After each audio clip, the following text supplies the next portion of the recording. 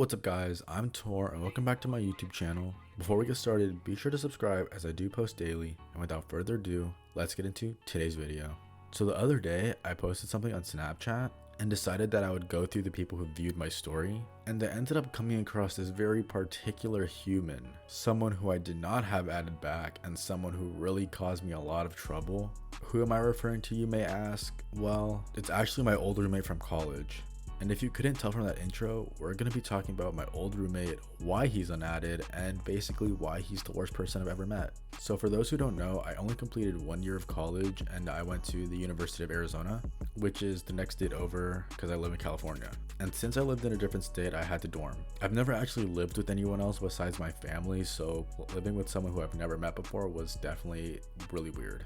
So basically the process to get a dorm mate was you pick your dorm, you choose the floor you want in the room, and then if you're first or second, depending, you either have someone contact you or you end up contacting the person who's already in the room.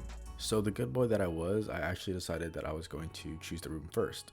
Disclaimer for any of my other dorm mates that end up seeing this video, you guys were awesome, but we all know who the troublemakers were, so don't feel too attacked. So I've laid out how I get my dorm, how I get my dorm mate, so now we just need someone to actually contact me. Out of everyone who ended up on my dorm floor, I by far got the worst person. I ended up getting a message on my portal about this person who ended up being my roommate. The crazy thing is, based off his intro, he was exactly what I wanted in a roommate. Someone who was quiet, clean, played sports, and focused on their studies. And after spending the amount of time that I did with him, I can say that he was by far the worst person I've ever met. The way he lived and acted was just not the way that I expected him to be. I'm not going to go too in depth on how he was, but I will definitely give some examples of why he was just an awful person. My dorm mates can vouch for me and it's pretty sad. I'll start from the earliest events to the latest. The first thing that comes to mind whenever I think of him is the fact that he did not wash his bed sheets. I mean, I wash my bed sheets about once a week and apparently he did as well, but I actually did do a little test and it took him about a month and 2 weeks to wash his bed sheets. Ew, you nasty ass bastard! You fucking nasty ass motherfucker! That's nasty, man! Ew! And this was of course after I told him to wash them.